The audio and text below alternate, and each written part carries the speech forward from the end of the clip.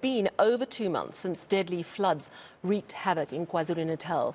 Hundreds of people died, many were left homeless, forced to take shelter at community halls. Now today, some of those affected residents, led by the eNCA movement, took to the street asking government to build them houses.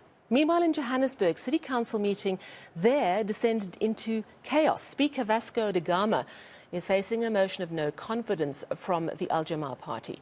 That party says the council speaker has failed to deal with allegations of procurement interference levelled against Action SA MMC Nkululeko Mbundu. But da Gama thinks Al Jamaa is merely attempting to delay the business of the council. Well, we've got reporters on both those stories from Durban, Dasen Thathiah and Pulele Tweety-Jones in Johannesburg. Good day to both of you. Thank you very much for joining us. Dasen, I'm going to start with you.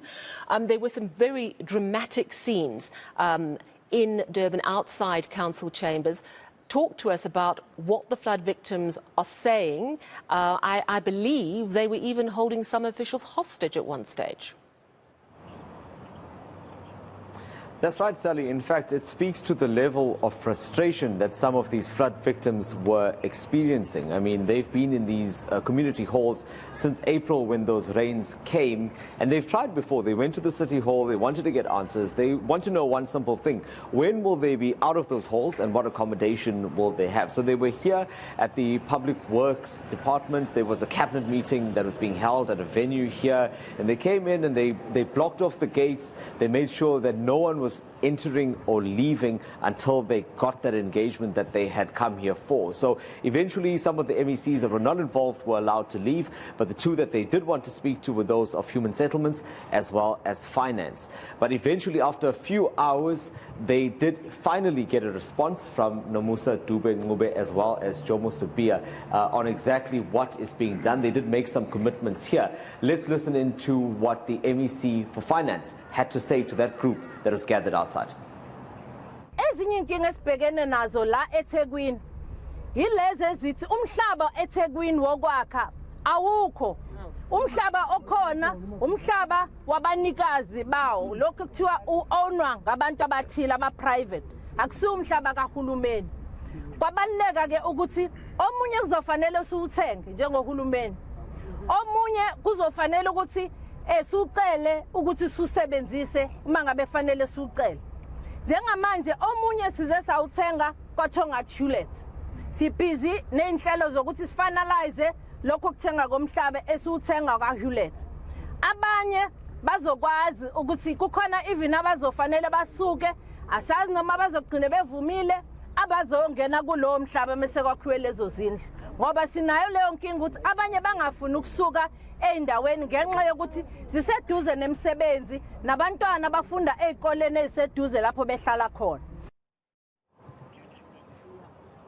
So you would have heard there that the MEC for Finance saying that one of the challenges that they are experiencing in eThekwini is the issue of land. So in some instances they have to buy land. The other challenge is that some people don't want to be relocated to areas other than those that they came from, where their homes are damaged. So there are lots of dynamics at play here, which ultimately means that the process has stalled in certain instances, and in other cases it's moving very slowly. Sal, if you'll allow me, I want to bring in Sibusiso Khumalo from the eNCA movement that was part of the protests that were taking place here. You heard what the MECs had to say. You were there in those engagements as part of the leadership. I think my question to you is simple. Are you convinced with what came out of those engagements? Are you happy that you got the answers that you came here for? No, actually, what I will say, really, we are not really that convinced, and we cannot bite into what they were saying, because we know our government got too much empty promises. And what I will say, there's too much contradiction between themselves in what they were addressing. Because when we went to a eThekwini municipality, I don't know whether they are playing a political blame with the expense of our life of our people. Because when we went to a eThekwini municipality, they had said that they got land, they had procured land, the problems were found. So I think that is a blame shift. So what they had promised today is not like we don't have the end of this thing. I think people of KwaZulu-Natal, they are in the edge. I think what transpired last year in unrest People are in that edge because they are tired of living in empty promises. And tell me, what does this say about that level of frustration? We've seen in the past that protests, they turn violent, and we see people burning roads and infrastructure. And in this case, they had avoided all of that and had come here directly with a very strong intention. What informed that decision of coming here to this cabinet meeting? No. We saw as we took this initiative to form this movement of Umsinsi, South African Native movement, because we had seen people doing wrong things, parking at the wrong tree. If you're burning your road, you're damaging your infrastructure, while on the other hand, you're crying with an infrastructure. So where you're supposed to take your problems, where you need to take them. So it is Umsinsi is coming with a new way to make officials and government people to be accountable to people, rather than people to go on the street and burn the streets and damage the infrastructure, while on the other hand they're looking for the same help from government to help them with the infrastructure. So that's why we had sat down, we changed the approach, and then we said we're going to knock in every door which doesn't help people the way they're supposed to help them.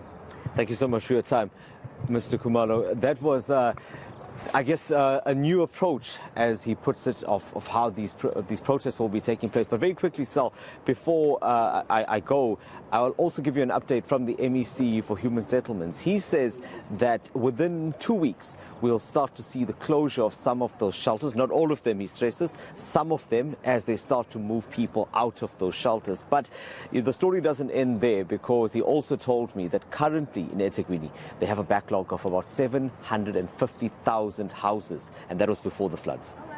Oh my word, yeah. So there's a lot that has to be resolved.